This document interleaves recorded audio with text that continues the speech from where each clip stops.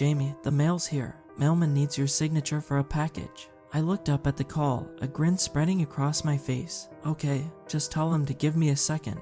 I returned my focus to the subject in front of me, pressing my eye to the viewfinder and focusing the lens. "Okay, Rachel, smile and say cheese." The slightly annoyed teenager forced a smile, and I pressed down on the shutter button. Ever since I was a kid, I've been obsessed with photography. There was always a camera in my hands, and I was always taking pictures of something, whether it was a person, a lake, or even just an oddly bent clump of grass that intrigued me. It became such a fixation of mine that I eventually began a photography business, taking photos for people's weddings, graduations, and more. It was a job I loved, and the money was far beyond adequate. And, just as importantly, it helped me fund my other obsession, collecting old photos. I loved scouring sites like eBay for collections of old photographs from long ago, decades, centuries even, especially portraits of people. For whatever reason, seeing the faces of people who have long since passed filled me with a sense of peace, as strange as that may seem.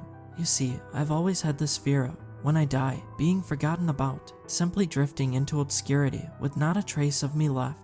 The old portraits were a reminder, a metaphorical comfort blanket. They showed me that, if these people still have some sort of mark remaining on this world, many years after their passing, then the same may eventually be true of me. And so, I became their caretaker, even opening a small gallery next door to my photography studio that people could walk through and see my collection. And for years, everything went swimmingly, until my latest shipment came in last week. I pulled away from the tripod-mounted camera and nodded at the girl. "Okay, we're all done here," I proclaimed, to which she let out a relieved sigh and shoved herself off the chair. I turned to the girl's mother, who stood beside me. "Mrs. Douglas, if you'll excuse me, I need to grab that before the man gets impatient. Addie will be in here in a minute, and she'll let you know when the pictures will be ready to pick up, as well as have you pay." The haggard-looking woman gave me a thankful nod and tired smile, and I turned away, walking to the front of the studio, as I heard her daughter begin to complain.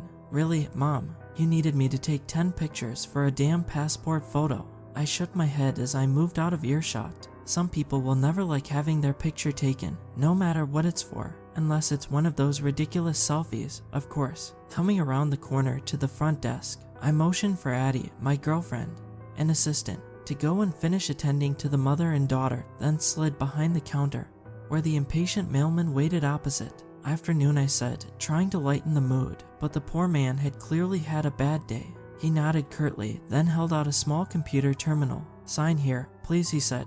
As soon as my signature was accepted, he turned and strode out of the building, banging the glass door a little too hard.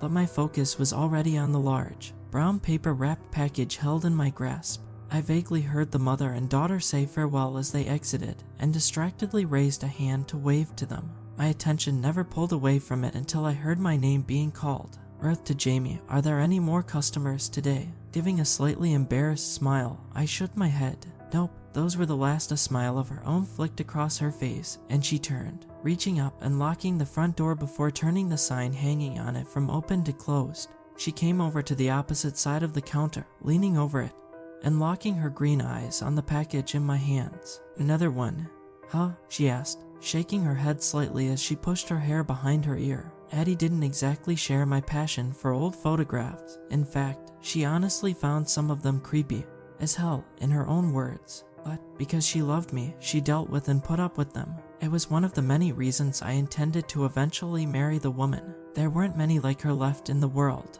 "Well, then, let's head into the gallery and take a look at them," she declared, gesturing to the door which separated the studio and gallery. Excitedly, I led the way to the door, opening it and revealing the huge room.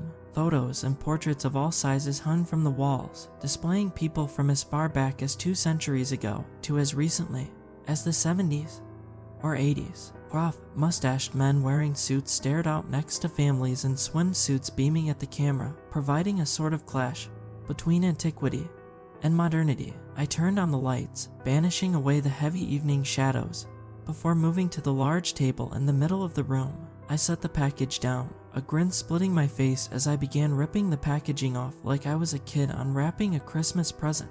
Slowly but surely, the brown paper began showing glimpses of what lay beneath, and a few moments later, I stepped back to admire my newest purchases. while I breathed. Sitting on the table were 2 portrait-sized photographs, which had been stacked on top of one another. 2 black and white faces, one smiling, and one not, stared up at us. The smiling face was that of a woman dressed in 50 Seconds clothing. An ornate belt was wrapped around her waist, and she had on what looked to be a white turtleneck. Her blonde hair was done up in a style similar to what the blonde bombshells of the period would have worn, and her voluptuous lips were pulled back in a genuine smile that managed to warm my heart just looking at it. For whatever reason, I almost felt transfixed staring at her, until I heard Addie speak next to me. Ugh, wow, I was right. My eyes flickered over to the second photo, the one which had caught her attention. This one captured what appeared to be a man from the 1920s or 30s. He was dressed in a sharp-looking suit and hat, standing in front of what appeared to be some sort of factory or warehouse. He wore an almost deadly serious face, his dark, stormy eyes glaring out at the viewer with an almost insane intensity. Even though he was eternally frozen behind the glass and metal frame, he gave off a truly menacing atmosphere. I let out an astonished gasp. Shit, can we say mobster? Anybody? Addie snorted. Mobster serial killer is more of the apt description. It's unnerving, she shivered, then looked over at the photo of the woman and let out a groan.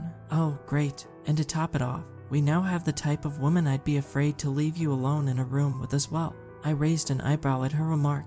Usually, Addie was one of the most confident and secure women I'd ever met. Even when other women tried making a pass at me, she usually just sat there, laughing and shaking her head at their attempts since she knew I wouldn't wander. But now, she stared at the smiling face as though she'd just met her nemesis. I was extremely grateful that she hadn't seen me become entranced over her a moment ago. She absolutely would have made you either throw it out or send it back.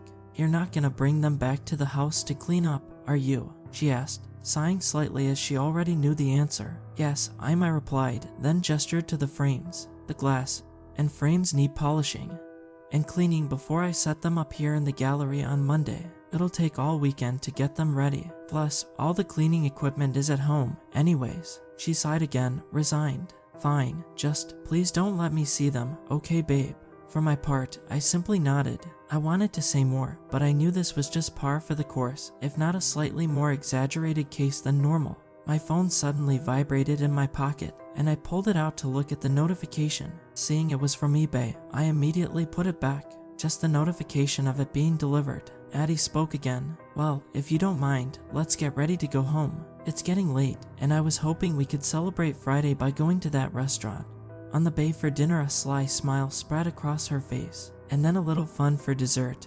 When we get home, I couldn't help but let out a laugh at her flirt, turning to smirk at her. Now that sounds like one hell of a plan, she laughed in return, and turned, motioning for me to follow her as she headed back into the studio to shut everything down. I stood up and began to follow her. I got halfway across the room when a feeling rolled over me like a tidal wave, causing me to freeze in place. At first, I couldn't place what the feeling was, but as a shiver shot up my spine, I suddenly realized it was the feeling of being watched. I'd spent countless hours in the gallery before, and never before have I had the feeling of eyes on me like I did in that moment. What the hell? Is someone hiding in here? More than once I'd caught a few teenagers trying to hide in the gallery at night on dares from their dumbass friends in order to spend the night in the creepy gallery. Sighing, I called out over my shoulder, if anyone's in here, we're closed. Time for you to leave. Nobody answered me, but the feeling of being watched seemed to intensify.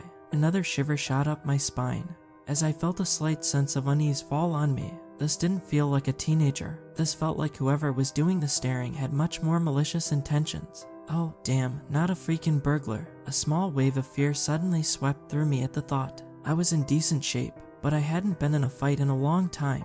The feeling suddenly crescendoed, as though whoever were doing the staring were almost directly behind me. Raw instinct took over, and I spun around, my fists swinging, into nothing. Nobody stood behind me. My head swung like it was on a swivel, eyes darting from one side of the room to the other. Nothing moved in the room. The only sound, aside from my now heavy breathing, being the ticking of the grandfather clock in the corner. What the hell? I whispered. I'd been so sure someone had been behind me. My eyes fell across the portraits on the desk. I placed them into holders for the moment, and both were slightly tilted up.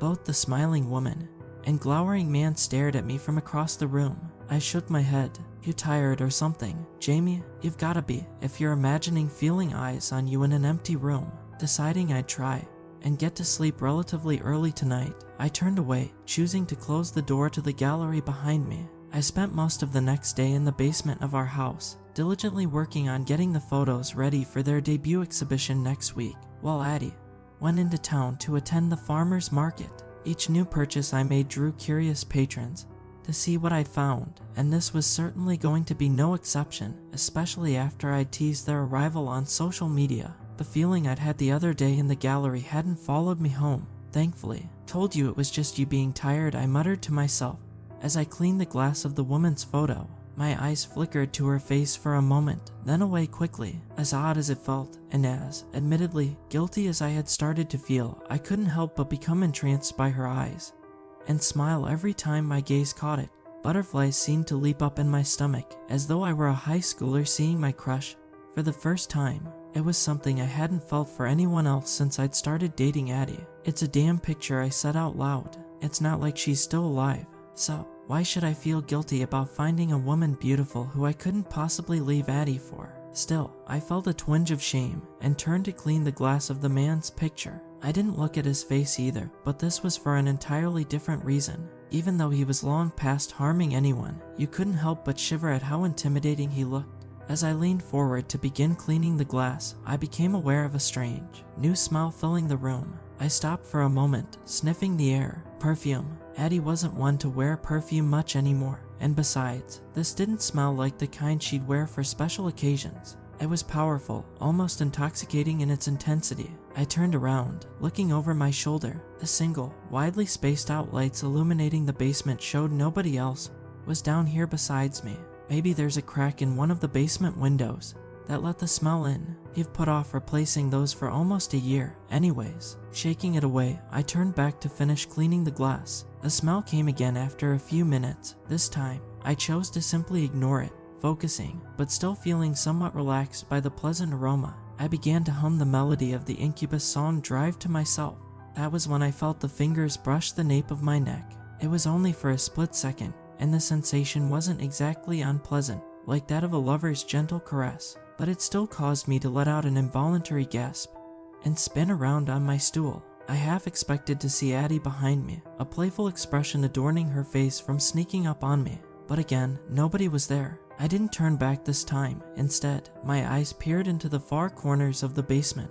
The shadows were heavy there, and I couldn't see beyond 30 or 40 feet. I took a deep breath, then called out softly, hello. My voice sounded muted against the stone walls and floor. Silence. You're getting jumpy again, Jamie, my mind mentally chided me. What the hell, might as well just check for peace of mind, I whispered, then stood up.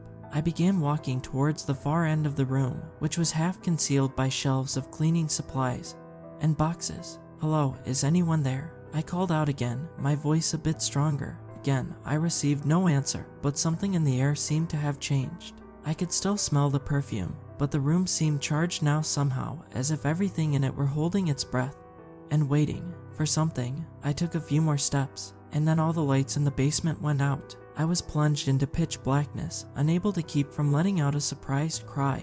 I stood there for a few moments, trying to will my breathing to slow. It's just some sort of power outage. They happen all the time. You know this, Jamie. Just make your way to the fuse box by the stairs, where the flashlight is hanging. I turned and began slowly moving in the direction I thought the stairs were. Scrape. I froze at the sound, when I couldn't tell which direction it had come from. The seconds seemed to move by at a snail's pace. I was just beginning to tell myself that it had been nothing when the sound came again. Scrape. My mouth suddenly went dry as cotton, and I felt my heart begin to beat like a drum in my chest. The sound came a third time, just like the last two instances. I couldn't tell from where. They seemed to echo in the darkness. I forced my eyes open as far as they could go, willing them to adjust to the black, but I still saw nothing, not even the side of my nose. A fourth scrape came, and as much as I know it was a stupid decision to make, I forced my mouth open and called out, trying to make my voice sound as intimidating as possible. Who's there? Instantly, the scraping stopped, the basement going silent, eerily silent. That was a mistake, you freaking idiot. I felt like the moron in a horror movie who deserved to get murdered for that move. If someone isn't here with you, you just gave away your exact position. My breaths came slow and shallow as I tried to limit the amount of noise I made. I couldn't hear anyone else breathing in the dark, but the atmosphere in the basement had taken on an almost palpable sense of foreboding. Fear like I hadn't felt since I was a kid flooded into my system, and I slowly began to try and move for the stairwell upstairs. All I needed to do was make it to them, and then sprint up the less than a dozen steps to the door. I'd barely taken 3 steps when 2 things happened almost simultaneously. The first was that a voice suddenly cried out into the darkness. A woman's voice, one that had a strong British accent to it, filled with a frantic panic. "Look out." The second was the explosion of sound and movement that came from a few feet to my left. Adrenaline flooded my system as I heard the thundering sound of footsteps rushing towards me. "Damn," I yelled out, leaping back a few feet. Something passed by in front of me, close enough that I felt the air stir. A moment later, a thundering crash came, followed by the sound of breaking glass and plastic clattering to the stone floor. However, it was just missed me by less than a foot. For the rest of my life, the realization I'd been that close to being ambushed will haunt me. The sound of someone trying to clamber to their feet came from my right, and a new surge of fear slammed into me. I knew that if I waited for them to get to their feet, I was not making it out of this basement alive. The woman's voice suddenly rang out again from the dark. "Run." I didn't need to be told twice. I bolted forward, praying I knew where I was going. Behind me, I heard the person who'd rushed me finally begin moving again. For a moment, I was terrified that I'd be grabbed from behind and pulled back to a horrible fate. Instead, I felt a surge of energy rush through me as I felt my feet find the steps. Not bothering to grab the banister, I tore up the stairs, my hands outstretched. Someone, what sounded like a man, swore loudly behind me, but my fingers had already found the doorknob, and I tore at it like a tiger with a slab of meat. The door flew open, and I fell forward in a heap on the kitchen floor. For a second, the wind was knocked out of me, and I lay groaning on the tile until I heard the sound of someone charging up the stairs after me. I leapt to my feet and slammed the door closed, locking it and yanking the key out. Not a moment too soon, either. Someone slammed violently into the other side with a great amount of force, then began hammering on it. The door shuddered with each impact, to the point I feared it'd break down at any moment. The rational side of my brain kicked in, and I turned to run for the living room, where my cell phone was. "I'm calling the cops, asshole," I screamed as I sprinted away. The pounding continued on the door for a few more moments, and then I heard the sound of someone thundering back down the basement steps. As I dialed 911, as the dispatcher came on the line, an eerie silence settled over the house. I heard no sound come from inside, no sound from outside either, aside from the distant rumbling of the waves on the shore and the gentle whistle of the wind against the windows. It was only broken as I began to hear the wailing sounds of the sirens approaching. When the police arrived, I was immediately ordered to wait outside as officers swarmed in, taking the basement door key in order to gain access downstairs. For a few minutes, I heard the sounds of them shouting, ordering anyone to come out with their hands up. Then, they appeared back in the doorway, gesturing to me. "Was the storm door on the far side of the basement locked, sir?" one asked me as he led me back towards the kitchen. I racked my brain, trying to recall whether I'd bolted it the other day or not. A sinking feeling filled my stomach as I realized I hadn't, and I shook my head. "That explains where he went," then he said, then escorted me down the stairs to the basement, which now had its lights on again. The first thing I saw was the shelves, which had toppled over onto their sides. Bottles and glasses of photo cleaning supplies lay shattered on the floor, along with boxes of strewn clothing and laundry detergent. The intruder crashed into here, and after trying to pursue you up the stairs, escaped out the storm door when he heard you were calling the police. I gazed at the mess, wondering how I was going to explain any of this to Addie without her freaking out.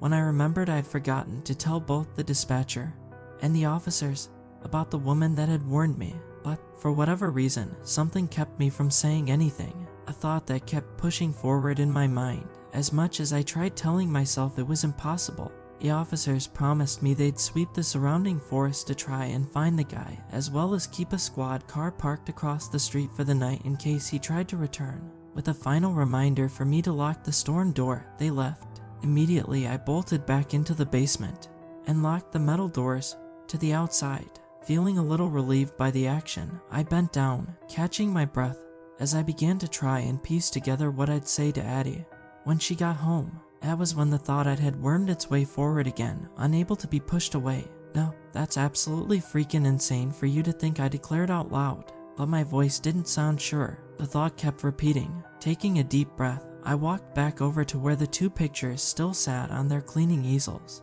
My eyes fell over the picture of the woman, and again, I felt the same pull I'd had every time I'd looked at it. But this time, a new sense of warmth flooded through me as well. I looked at the smiling face, and as much as I chided myself for even considering such an idea, I couldn't help but speak out loud. Did you warn me? Of course, the picture didn't answer me, nor did any voice suddenly come from behind me. In reality, it was likely that the intruder had had an accomplice, a woman that had grown a conscience, and decided to alert me to the other's presence. Still, the thought remained, and I couldn't help but remember the smell of perfume and the sensation against the back of my neck. For whatever reason, it caused me to smile. That was when I looked over at the other picture. A sight of what I'd decided had to have been some kind of mobster sent a shiver through my spine, and the dark, intense glare reminded me of how I'd felt in the darkness. For a moment, the fear I'd felt returned, and then I shook my head. You're just shaken up over what happened, Jamie, and understandably so. Don't let your imagination get the best of you. Even still, I took a drop cloth from a nearby workbench and draped it over the man's picture. I cast one last look back at the picture of the woman as I moved towards the stairs. For a moment, I swear I thought her smile widened a little, thought I saw a warm twinkle in her eyes. Then I shook my head, turning and flicking off the lights before heading quickly upstairs. I kept telling myself that, as terrifying as the experience had been, it was over, that I wouldn't have to worry about it again. I had no idea that the most terrifying and horrific things were still to come. To say that Addie was a bit upset about what had happened to me would be making an understatement of epic proportions. She'd been on her way home when she'd seen the deluge of cop cars pull out of our driveway and panicked, almost running our mailbox over in a frantic attempt to get up to the house. I'd been looking out of the kitchen window when I'd seen the square body Suburban we used to haul groceries and camera equipment screech to a halt in front of our garage. For the next hour we sat together in the living room, her listening as I told her what had gone down in the basement. She'd sat in silence for a time. When I finished, the only sounds that could be heard were the soft pops and cracks of the flames in the fireplace, along with the ticking of the clock on the wall. Finally, she let out a deep breath and spoke. So, they don't think whoever it was will come back? She looked up at me with worried, slightly fearful eyes. I shook my head. No, they don't. They said he'll either try and find another house to break into, or, more likely, he'll just get out the area altogether before he's caught. She nodded, giving a small smile, but I could tell my words hadn't fully convinced her. Even still, she stood up and made both of us a drink, bringing them over before sitting down again. As the two of us slowly sipped the gin and tonics, a thought remained in the back of my mind. I hadn't told the cops about what I'd heard in the basement, but as much as I felt hesitant, Addie was someone I didn't keep secrets from. So, after taking a particularly large pull on my drink, I set the glass on the coffee table and leaned forward. Addie, I began, tapping my fingers together as I tried to figure out how to say it to her. She looked at me, recognizing instantly that something was on my mind, and leaning forward as well. There's one thing I didn't tell the cops." A puzzled look fell over her face. "What?" she asked. I let out a loud whoosh of air. I really don't know how to explain it or describe it, and part of me even feels like I either had a mental break from fear down there, or I'm thinking too deep into things. I trailed off. She reached out and rested her hand on my arm. "Babe, it's okay. You know you can tell me anything. No matter how crazy you think it might sound." I couldn't help but smile slightly. "Thank God for you, Addie." I took a deep breath. When I was down there, in the dark, hearing the intruder moving around, I swear I heard someone else yell out instantly. I felt her grip on my arm tighten, and though she kept her expression level, I saw her eyes flicker towards the kitchen behind me. I continued. Right before the guy charged me, there was another voice, a woman's voice, one that warned me about him. I shook my head slightly. After I dodged him, it came again, yelling for me to run. And that wasn't the only thing. Before the lights went out, I thought I smelled perfume down there, strong as hell. I looked up at Addie. A serious expression adorned her face now. "Do you think she was with the guy?" she asked me. "Do you think she came with them and got cold feet?" I bit my bottom lip and gently shook my head. At first, yeah, I thought exactly that, but after the police left, I don't know, you're probably gonna find this one of the most insane things I've ever said, but I took the biggest breath of all before finishing. I think it came from the woman in that photograph I brought home. Now came the longest pause of all. I reached out and picked up my drink again, knocking back the rest. Before looking over at her, I'd figured I'd see a concerned look there. I was surprised to see a thoughtful expression instead. "What are you thinking?" I asked. She stayed quiet a moment more, then answered, "Honestly, Jamie, I actually don't find that far-fetched." She tapped her fingers against my arm. "You want to know one of the reasons why I can't help but find many of the pictures you collect in your gallery so eerie?" she asked. I nodded. "I find them creepy as hell because of something I was told when I was little. My father took my mother and me on trips to South America when I was a kid, mostly to watch him work. He would go to take pictures of the areas down there for magazines, but he would always ask permission from the tribes. Before taking their photo, she took a sip of her drink. He told me that this was because many of them believed that cameras didn't capture only moments in time. Many tribes, and indeed, many places around the world, believe that when a camera captures a person's image, it also captures either a piece of their soul or all of it, that it's frozen in the developed picture for all of eternity. And as much as I tried to tell myself that it was simply superstition, part of me always wondered if there was any truth to it. She locked eyes with me then before finishing. "So, I don't think what you think is completely insane. Although, part of me almost hopes it was just an accomplice, because the alternative almost seems worse." For a time, we simply sat in silence, staring at the fire, before getting ready for bed. As I took our glasses into the kitchen, a shiver shot up my spine. I froze, slowly turning my head to look at the basement door almost directly to my right. It was firmly locked by now, the key having been taken out and hung on the hook next to it. My eyes flickered on the keyhole. For a moment, I had a strange impulse to kneel down and look into it, and I couldn't help but feel that, if I did, I'd see an eye peering out at me from the other side. The fear I'd had in the dark basement returned, and another shiver rolled up my spine. I turned away, dropping the glasses in the sink before quickly walking out of the room. Addie's words had had more than a little of an effect on me, and they'd managed to stir up a thought, one that didn't involve the woman, but the glaring man in the other picture. What if, just maybe, I shook my head and climbed the stairs. "Don't be stupid, Jamie," I muttered. But as I lay in bed waiting for sleep to take me, I couldn't completely banish the idea away. And when I fell asleep, it was to horrible nightmares. Nightmares of the man climbing out of the picture, a wicked smile spread across his face, and bloodlust in his eyes. Sunday was a slow day, albeit a bit dreary one. Ominous-looking dark clouds had moved in, the first traces of a storm on the horizon. The reporter on the TV said that we'd be facing thunderstorms tonight, with the possibility of power outages in our area. Because of this, Addie took the Suburban into town to fill up a few gas cans to power the generator if it came to that, and pick up some extra supplies, leaving me alone in the house again. Part of me felt wary about staying by myself, but I still needed to finish cleaning the photos before tomorrow's unveiling. However, I wasn't going to stay in the basement, so I elected to clean them in my home office on the ground floor. I brought them up one at a time, starting with the woman. As I set it down, the warm, entrancing feel I'd had looking at it earlier fell over me again. This time, I didn't feel apprehensive about it. I remembered Addie's words and smiled at her, drinking in her beauty. The same twinge of guilt I felt yesterday reared its head for a moment as I let my gaze wander over her figure, but it disappeared just as quickly. I let out a sigh of content. God, she is so stunning. The smile dropped from my face as I realized I'd left the cleaning rag hanging over the sink faucet. "Damn it," I whispered, turning to go get it. But I stopped, turning back to look at the picture. I debated for a moment before looking directly into her eyes. "Thank you," I said softly, my voice barely above a whisper. For yesterday nothing disturbed the silence, but I thought I felt the air in the room grow lighter. Smiling, I turned and went into the kitchen, retrieving the rag. As I walked back down the long hallway, however, a familiar aroma reached my nostrils. The perfume I smelled yesterday. I walked quickly into the room, a strange, ridiculous hope that I'd find her out of the picture, sitting in my cleaning chair waiting for me. But everything still looked the same. A small wave of disappointment fell over me, but I shook it away, reaching out and tapping the iPod in its dock.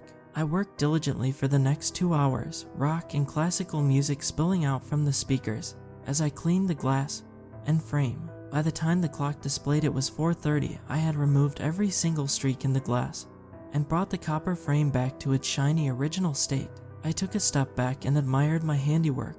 Not bad, if I do say so myself, I thought. As I got ready to bring the picture back downstairs, the phone began ringing. I pulled the handset from its cradle, seeing Addie's cell number displayed on the caller ID. A wave of shame for making eyes at the woman's picture fell over me, and I spared a quick glance at her smile before turning my back to it and answering. "Hello." Addie's voice came from the other end of the line.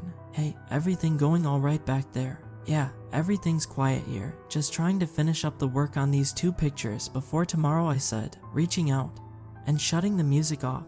"Well, I got the gas. You wouldn't believe the line at the pumps for it. People are saying the power is definitely going to go out tonight. So glad you said to get it.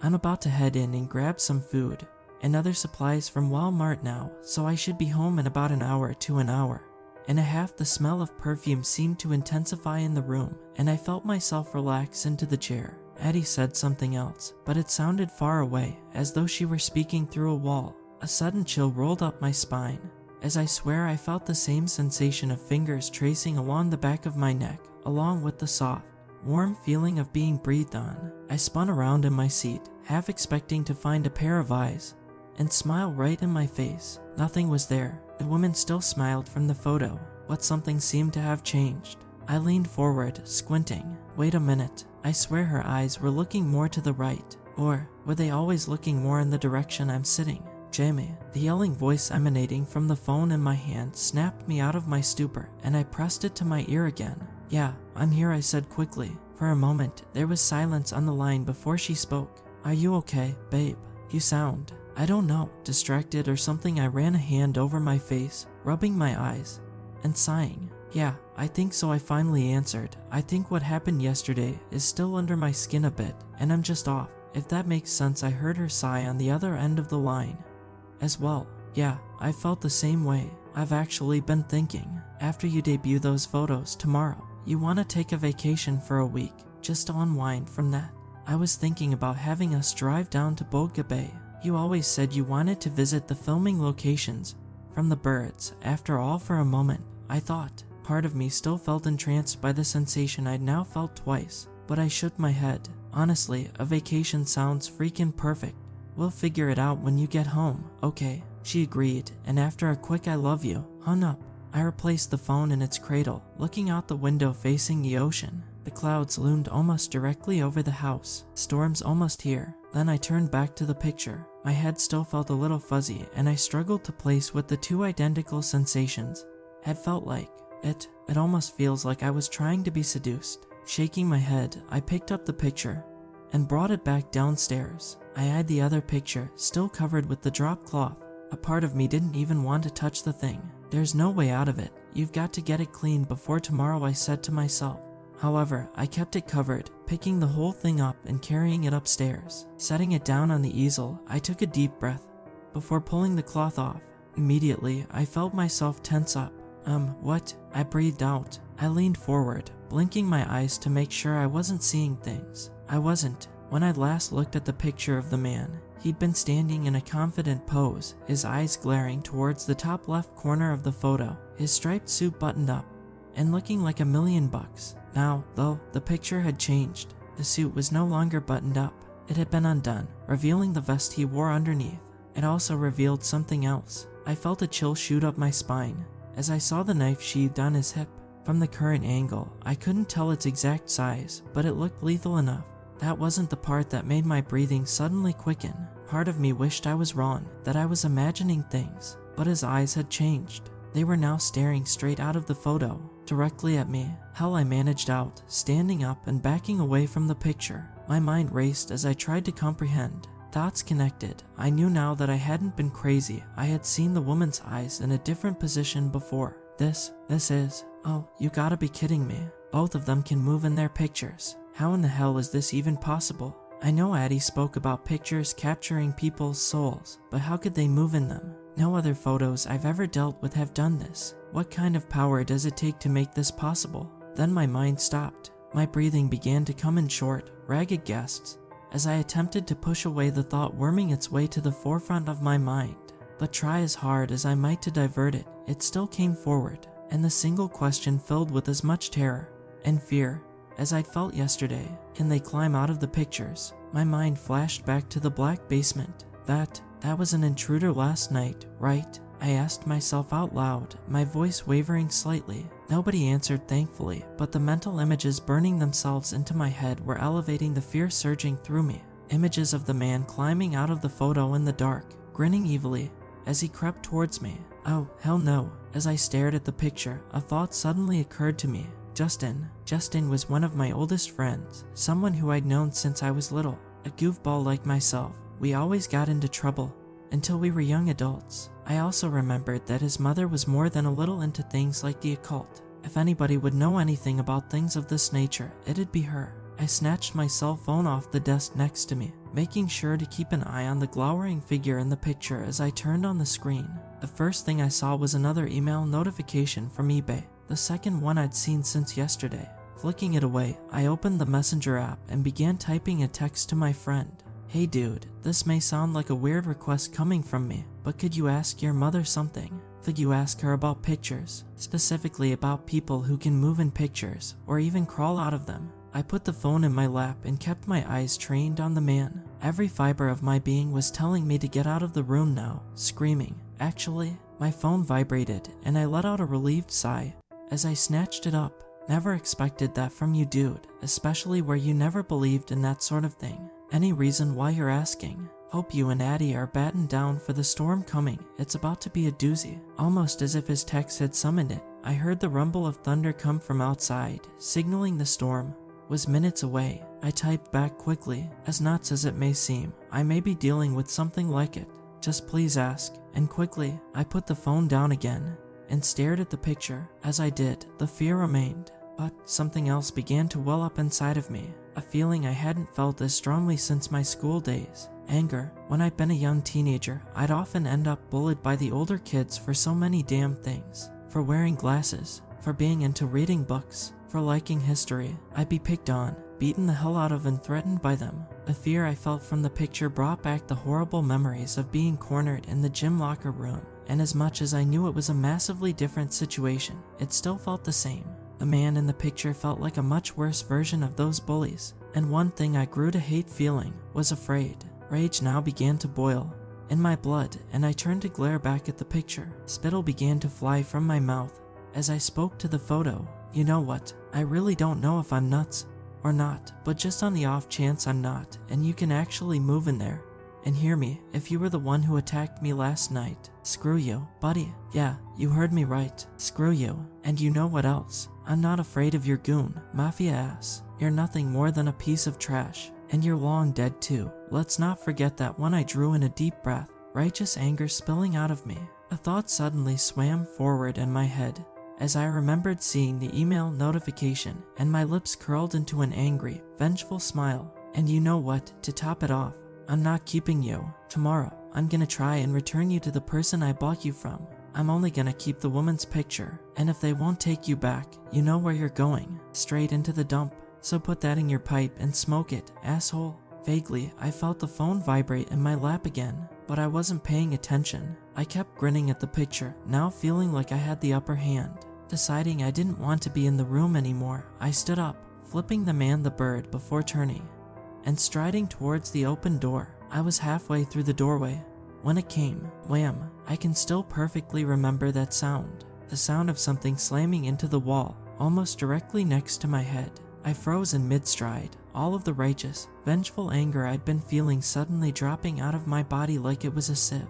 The fear, which had dulled, returned in spades, and I felt chill after chill run up my spine, as if I were being doused in ice water. Slowly, I turned my head to the right. My eyes suddenly went wide as they found the source of the noise. I gasped, suddenly moving rapidly backwards to slam into the side of the doorway. My heart began to thunder in my chest, and I felt my blood turn to ice. Embedded in the doorframe, less than a foot from where my head had been, was perhaps the most sinister knife I'd ever seen in my life.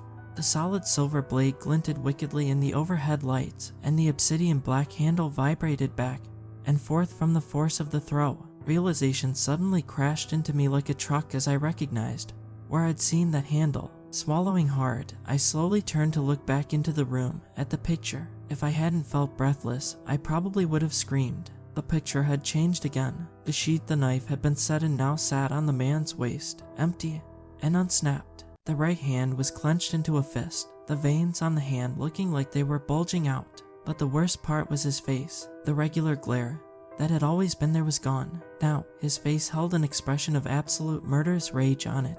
The eyes smoldered, looking black as coal now. I managed to whimper out 3 words. Screw me, man, it might have been a trick of the light, but I swear I saw a corner of the man's mouth curl up ever so slightly into a smirk at my words. I didn't wait to see any longer. I snatched for the door handle, yanking the door closed as hard as I could.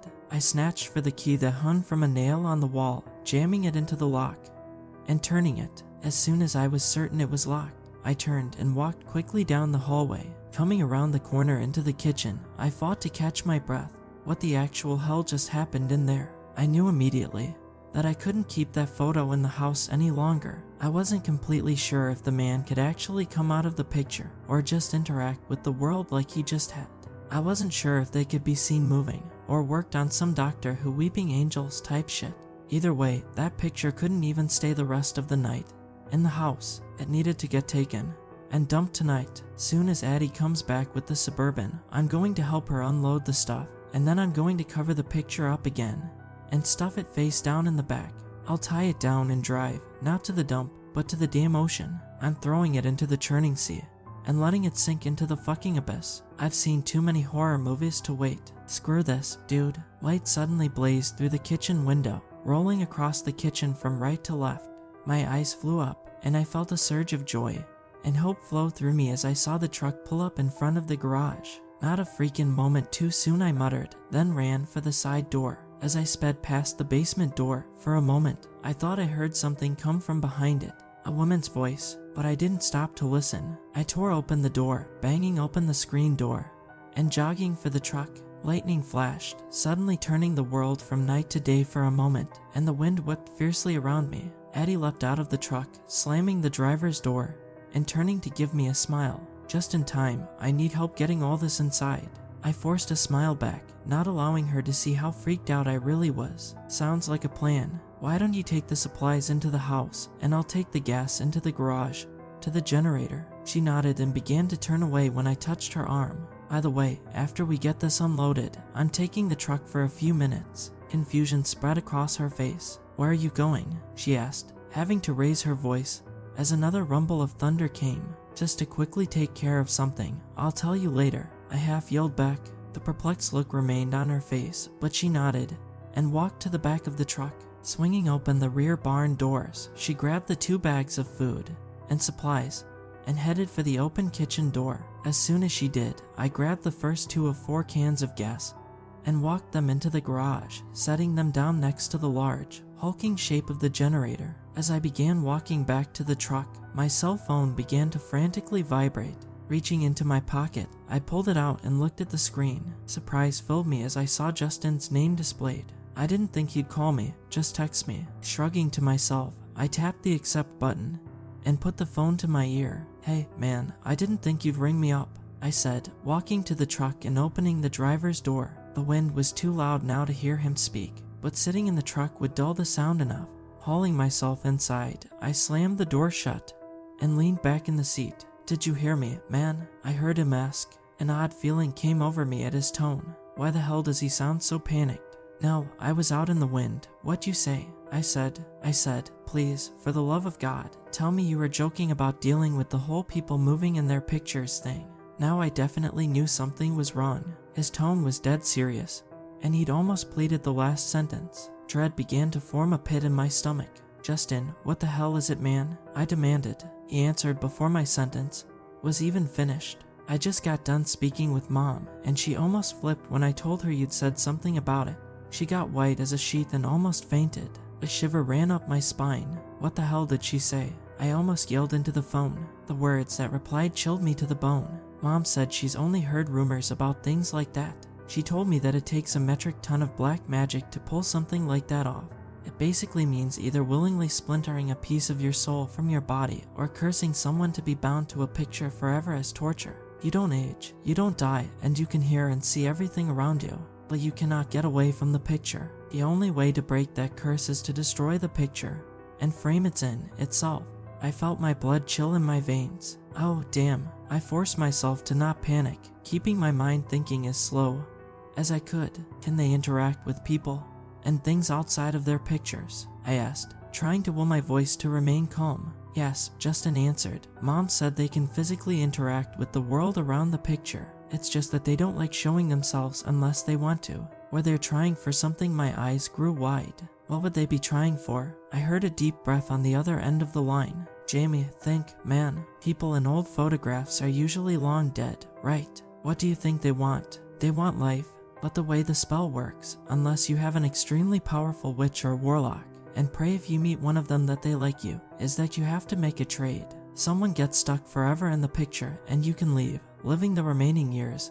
They would have, I gasped. You mean they possess you or something? No, he answered. They don't get your body. It's not like body swapping. They come out looking exactly like they did in the picture and you get trapped in it. My mind was now picking up speed, putting the dots together. The woman, trapped unwillingly, that's why she's been trying to help me. And him, he willingly split his soul to live forever. And now, he wants out. A final question bubbled forward, the one I'd thought of earlier, but had been too afraid to wonder. Now, I forced myself to ask it. Justin, I need to ask you one final question. Silence came from his end of the line.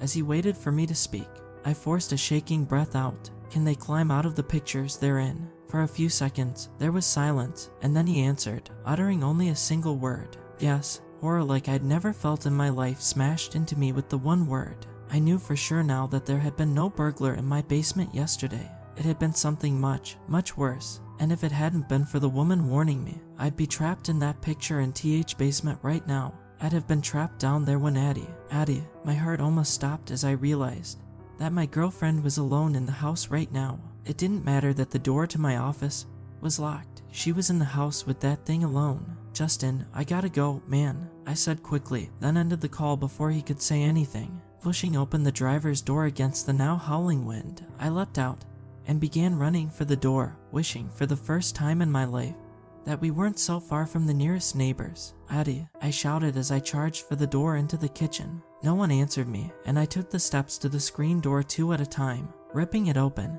and shoving the kitchen door open. As I flew inside, I froze as a sound suddenly reached my ears. Screaming, Addie, I screamed, sprinting through the kitchen into the living room. Leaping over the couch, I skidded into the hallway to my office, slamming my shoulder into the wall. At the end of the hall, I saw a crumpled figure and ran to it as fast as I could. As I drew closer, I saw it was Addie, and, to my relief, she was alive.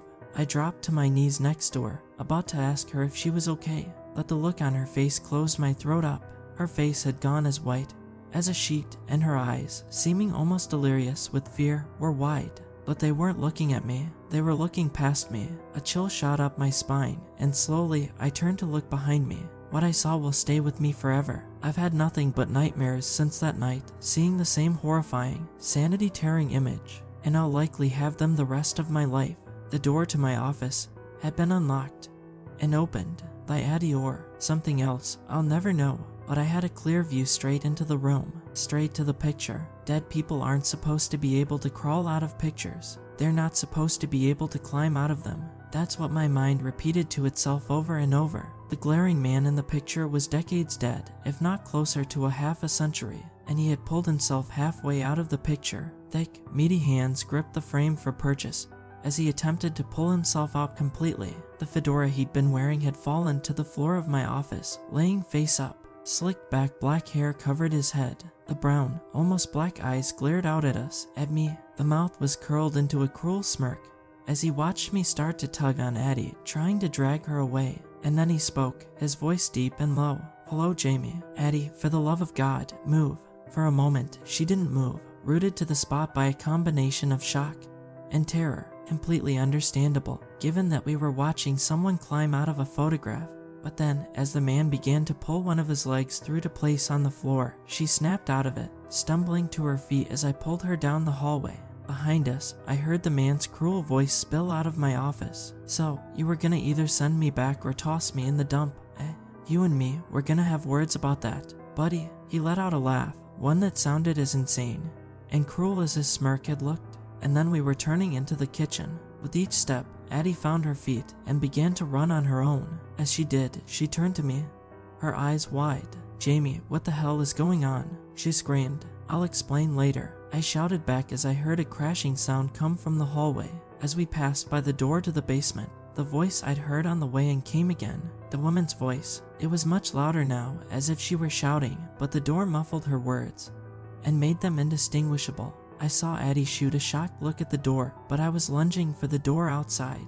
Ripping it open, I grabbed her by the arm and pulled her outside. The rain had begun to fall, and droplets smashed into our faces as I led the way towards the Suburban in the driveway. Tearing the driver's door open, I pushed Addie towards it, hurrying her as I shot frantic glances over my shoulder. The open kitchen doorway remained empty for the moment, but I knew that wouldn't last long. Hauling myself into the driver's seat, I slammed the door shut and locked it before reaching for the ignition. Damn, the ignition slot was empty, the keys not there. "Addie, where are the keys?" I said, a small note of desperation entering my voice. Her face immediately paled. "I took them inside with me when I got home. I hung them up on the hooks in the front hall before I had a chance to let out any expletives at being so stupid as to not check." Her face, if possible, went even paler. Her eyes widened as she stared out the windshield. "Oh, damn." I spun around in my seat, my eyes finding what she'd seen. "Oh, damn." The man was free from the picture. He stood in the doorway, staring out at us. The cruel smirk was still plastered on his face, and he'd replaced his hat on top of his head.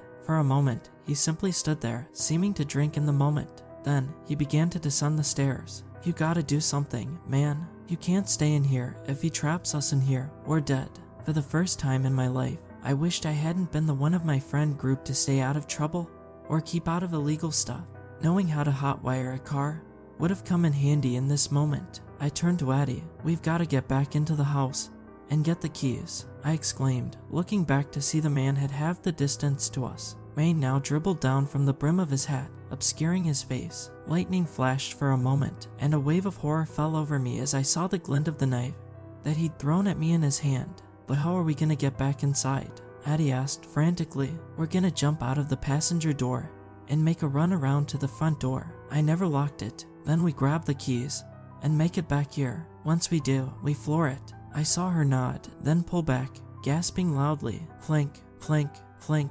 It was the sound of something tapping against the window. "Metal on glass. Reach behind you and unlock the door," I whispered, as quietly as I could to her. The man's voice, muffled behind the glass, came from behind me. "Unlock the door, you too. You've got nowhere to go." I saw Addie slowly reach behind her, trying to keep her movements small enough to not be noticed. I refused to look behind me. The tapping came again. "It'll be a lot easier on you too if you unlock the door." I get nasty when people don't do as I tell them. A chill ran through me at the man's words. The psycho is literally telling us that he'll kill us quickly. We unlocked the door. Then, barely audible over the tapping and the rain drumming on the roof of the truck, I heard the sound of the passenger door unlocking as Addie pulled up on it. "Fine, have it your way." Two things happened simultaneously. The first was that behind me came the sound of shattering glass. I felt the shards smack into my back, along with the cold sting of pouring rain. The second was that I yelled, "Go!" Before the word was completely out of my mouth, Addie had already yanked on the door handle and leapt out into the night. I heard the man curse as he saw what we were doing, but I had already scooted across the bench seat and leapt out after her. "Run!" I shouted, but she didn't need my encouragement. She was already dashing for the front of the house. Rain slashed my face as I fought to keep up with her. Behind me, I heard the slam of a car door and shot a look over my shoulder. A fresh surge of adrenaline filled me as I saw the man rounding the back of the Suburban. A murderous rage now filled the bit of his face I could see below the brim of his hat, and he walked quickly after us, almost in a run. I turned back, almost running into Addie's back as she snatched the front steps railing, hauling herself up as I pushed her to go quicker. A moment later, we flew through the front door, slamming it shut behind us and locking it. "Lock the side door," I shouted as I ran to grab the car keys off their hook. I dashed behind her back into the kitchen in what felt like a horror movie version of Ring Around the Rosie. But as I rounded the corner, I almost slammed into her back. I was about to ask her why she'd stopped when I saw why. Damn, the man stood near the bottom of the steps, looking in at us. He laughed. "You ain't getting out this way." he declared, almost triumphantly. My mind raced, trying to figure out a plan. If you go the other way, or try and run upstairs, he'll be on you before you get 20 feet.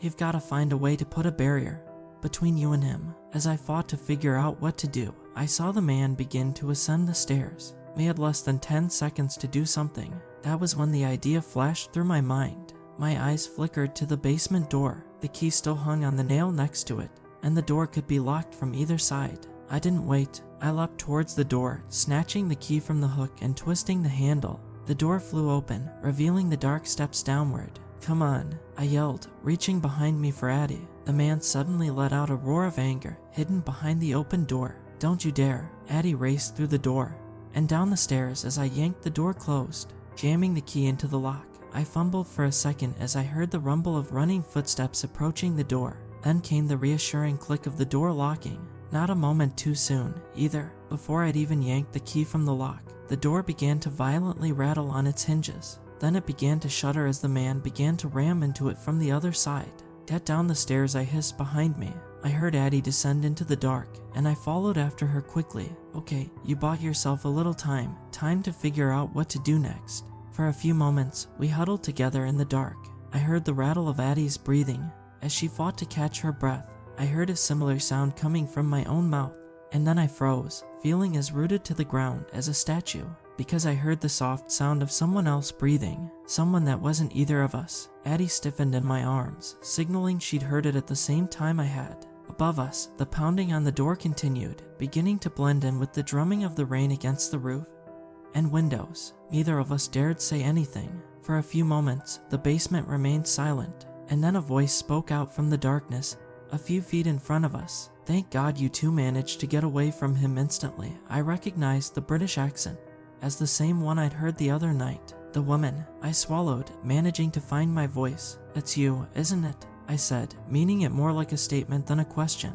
Yes, came the reply, the voice seemingly filled with warmth and safety. What the hell? Addie managed out, her voice barely coming above a whisper. The woman's voice came again. Oh, my goodness, I am so stupid. She must be terrified hearing me right now. Hold on a moment, and let me find the lights. A few seconds later, the basement lights flashed on, momentarily blinding us. As I blinked away the blue spots in front of my eyes, I heard Addie gasp and looked up.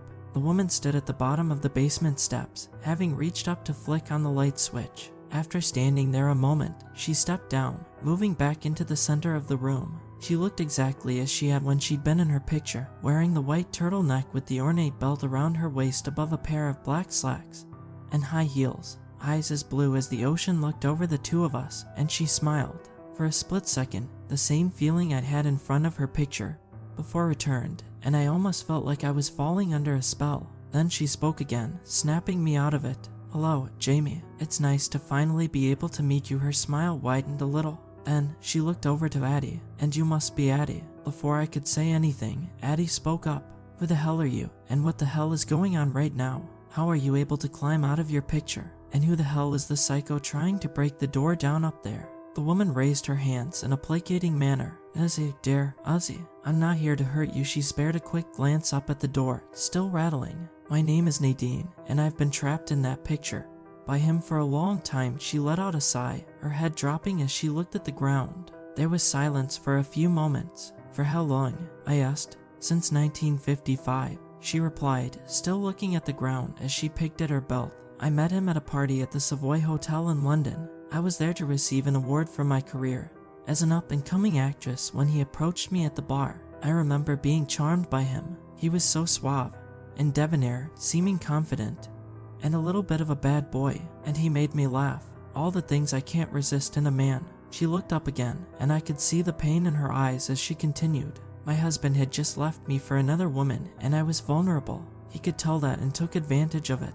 The next thing I know, we're in a room in the hotel in the throes of passion. For a moment, I thought I might have found someone new, someone I could move on with, but I didn't know what he had planned for me. Her voice choked off, and I saw tears begin to fall from her eyes. She wiped them away with the back of her hand. Addie spoke up again. So he trapped you in that picture? She asked. Nadine nodded.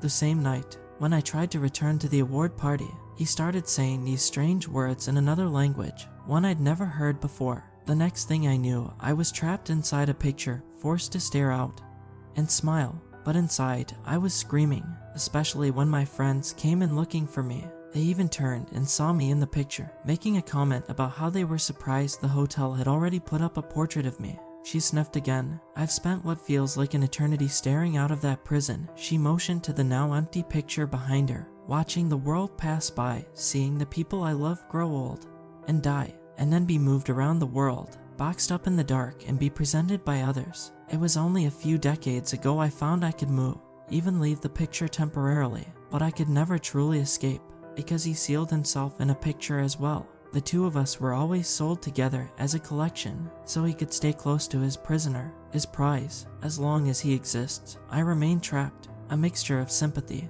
and horror flooded through me as I pictured what she must have endured for what was close to 70 years, watching everyone she knew grow old and pass, watch the world she knew fade away and be replaced, wanting to scream, but never being able to, and always being glared at by that evil man. I heard Addie let out a gasp. Nadine, I'm so sorry, she managed out, sounding on the verge of tears herself. Nadine looked as though she were about to speak when the biggest crash against the basement door came, along with the sound of splintering wood.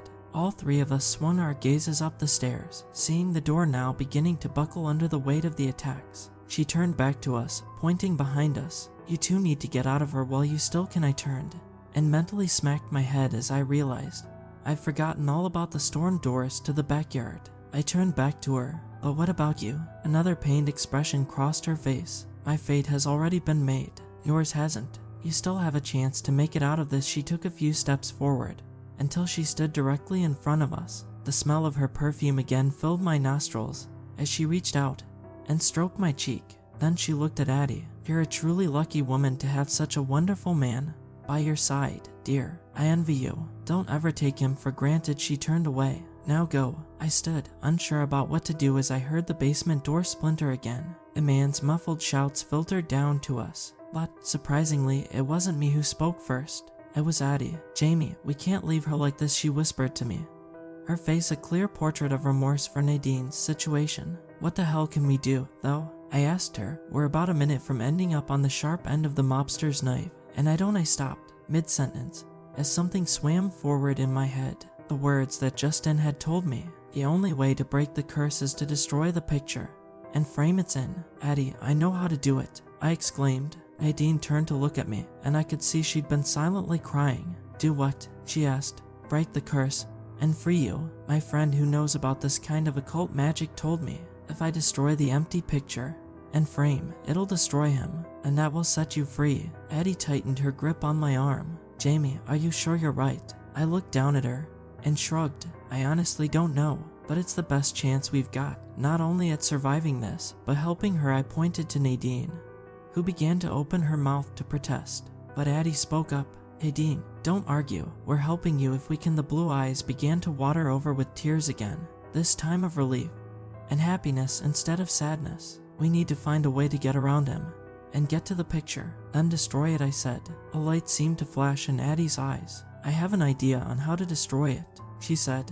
Okay, then I'll be the one to try and distract him, I volunteered. A look of worry flashed in Nadine's eyes. Jamie, he's dangerous. You have to be careful. One wrong move, and he'll get you where you stand. Her words sent a chill up my spine, but I did my best to force it away. Then we'll have to make sure that doesn't happen, do we? She hesitated, then nodded. Addie, get out the storm door and make your way around and inside. Do what you need to do. I'll keep him off you. Hands grabbed my face, and I was pulled downward. Addie pressed her lips to mine in a quick, passionate embrace. Don't you dare get dead on me, she demanded, her face set in a look of determination. I nodded at her, then jerked my head at the storm doors. Now, go. She didn't say another word, turning and running for the steps. There was a squeak, and suddenly the sounding of the pouring rain became deafening. Then they shut again. A split second later, the basement door didn't just break down, it disintegrated.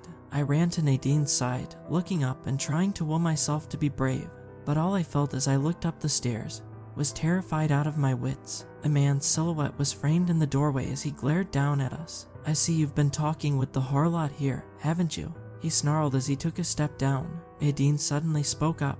Leave him alone, you bloody spiv, she yelled. The man laughed. the boom of it seeming to rattle the windows. "You'd like that, wouldn't you, Nadine?" he asked, smirking cruelly at her. He looked back at me. "What's she been telling you, I wonder?" The knife glinted in the light over him, the blade looking sharp and wicked as he flashed it at me. Suddenly, Nadine turned and pushed me with more strength than I imagined she'd have.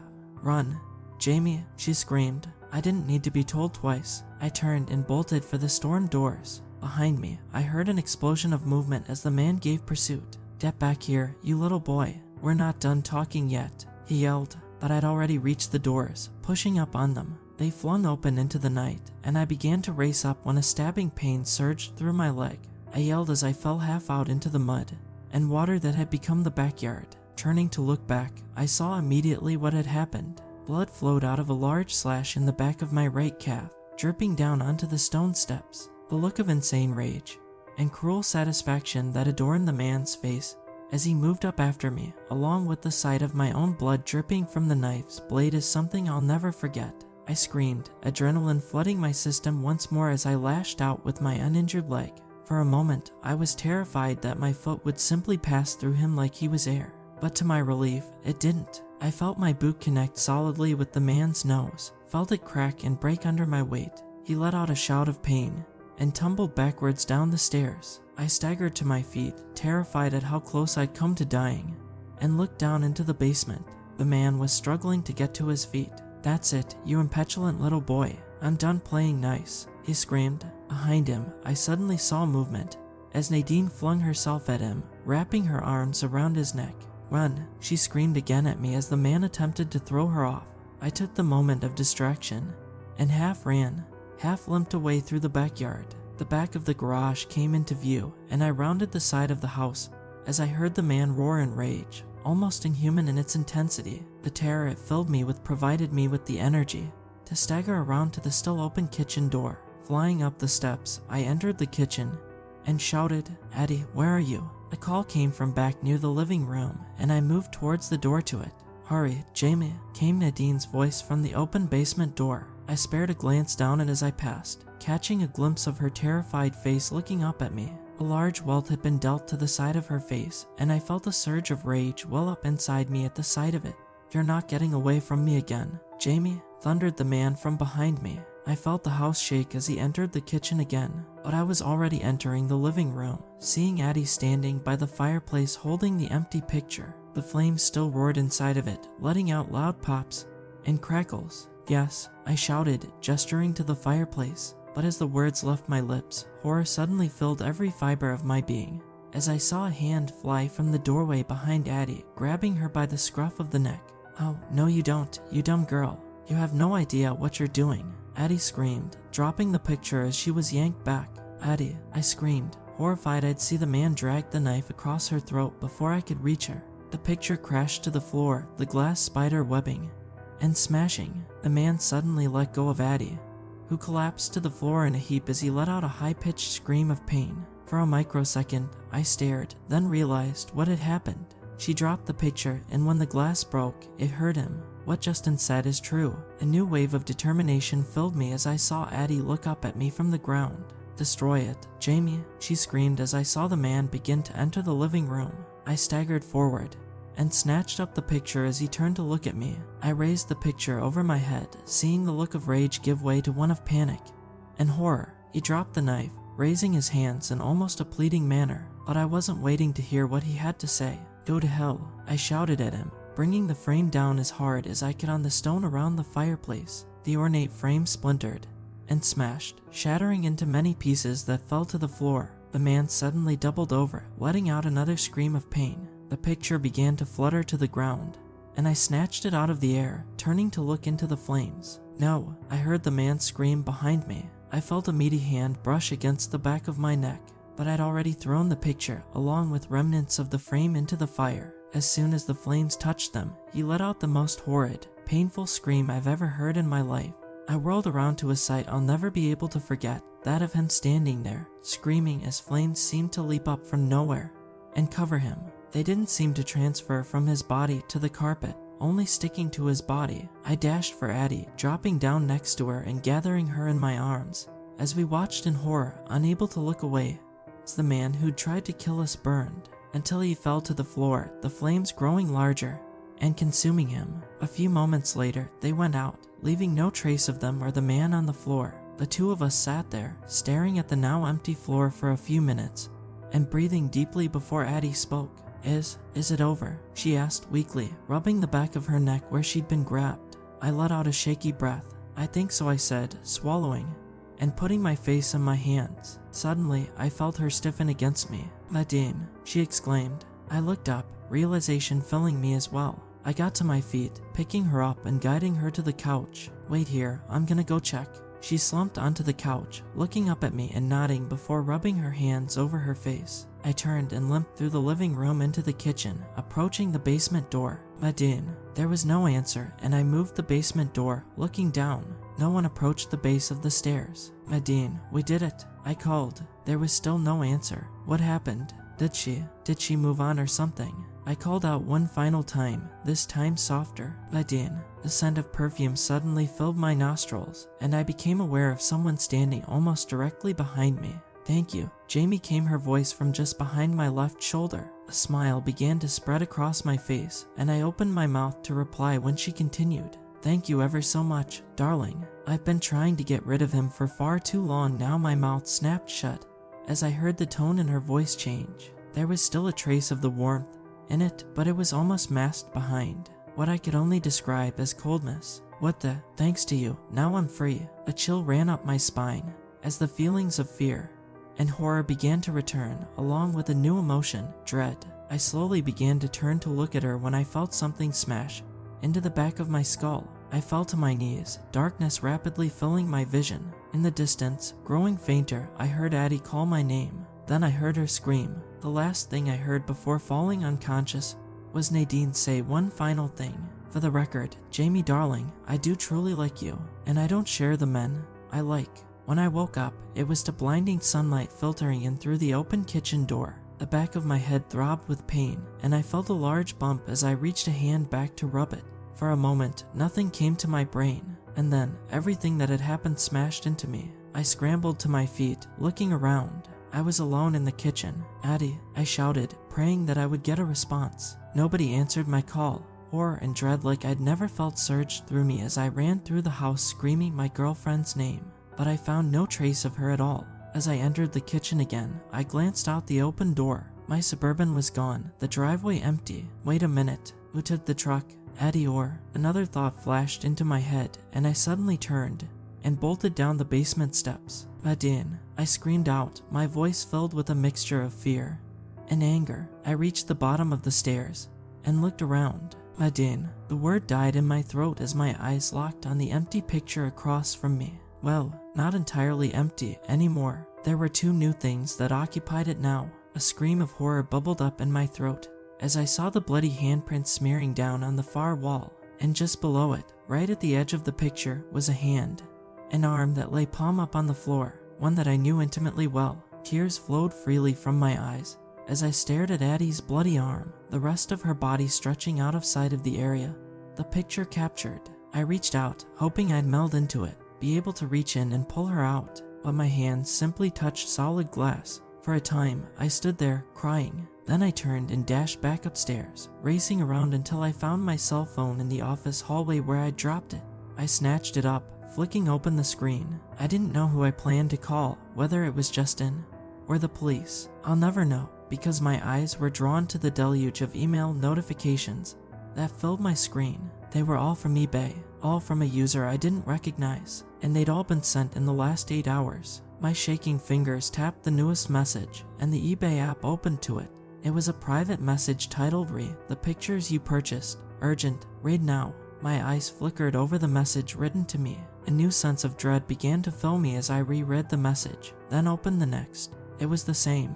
I felt my heart begin to thunder in my chest, and my breath grow ragged. And then I was dashing out the door, limping for the garage, where my motorcycle sat. That morning was 2 days ago now. My fingers are beginning to shake as I type this out, remembering the words that had been sent to me. "Look, I've been trying to get a hold of you for the last few days. I don't know if you're ignoring them or simply not getting them, but you need to read this. What I'm about to tell you might sound insane, but it's true. The pictures you bought, I used to own them. My brother ended up selling them months ago without my knowing. He hated them, but he didn't know why I held on to them despite everyone's protests. The two people in the pictures, the woman and the man, they're not just pictures. The people in them can actually move around and climb out of them. I found it out a few weeks after buying them myself, hearing voices, and coming downstairs to find them out. I don't have time to fully explain, but I need to warn you before it's too late. The woman, Nadine, she's not to be trusted.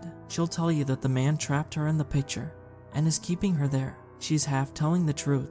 The man is keeping her trapped in her picture, but that's because she's dangerous. I don't know what she is, a demon, a witch, but she's evil beyond measure. She's able to seduce and entrance any man that comes her way. The man was part of an order dedicated to hunting down and trapping people and things like her. He sacrificed a piece of his soul half a century ago to entrust. She remains trapped in that picture for eternity. He may be rough, but listen to him. He'll tell you how to stay safe. Just don't cross him. If he thinks you're trying to free her, he will attack you. Do not believe any of Nadine's words. She was an actress in her old life. She knows how to fake emotions to get what she wants, and what she wants is to be free. She wants to be able to spread her evil across the world again. She has powers beyond your imagination, and whatever you do, for God's sake don't get her attention. She'll let you live if she truly likes you, but if she does, and you have a girlfriend or wife, she'll kill them to have you to herself. Message me back as soon as possible. I'd like to buy them back from you, to keep people safe from them, from her. That email will haunt me for the rest of my life. What have I done? What have I unknowingly unleashed upon the world? I don't know what to do. If there's anything I can do, I can't call the police. What would I tell them? That a woman crawled out of a picture, murdered my girlfriend, and stuffed her body into the picture she'd been trapped in before escaping. I'd be institutionalized in a heartbeat.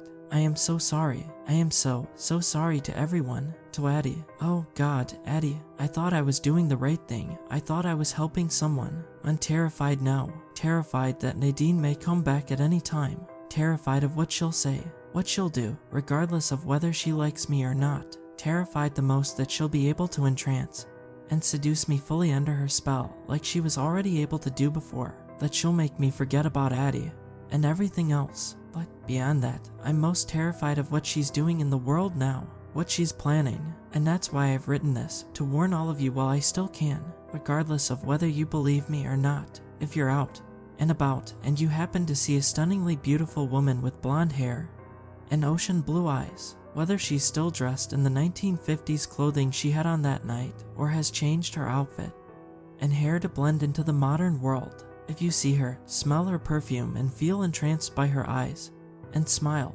run while you still can, especially because of one thing, one horrifying thing that chills my blood with the implications. Nadine has many powers, as the man in the email said, and one of them makes me want to scream uncontrollably when I think about what I found at my gallery, the door hanging open and swinging in the breeze. All of the pictures on the walls were empty.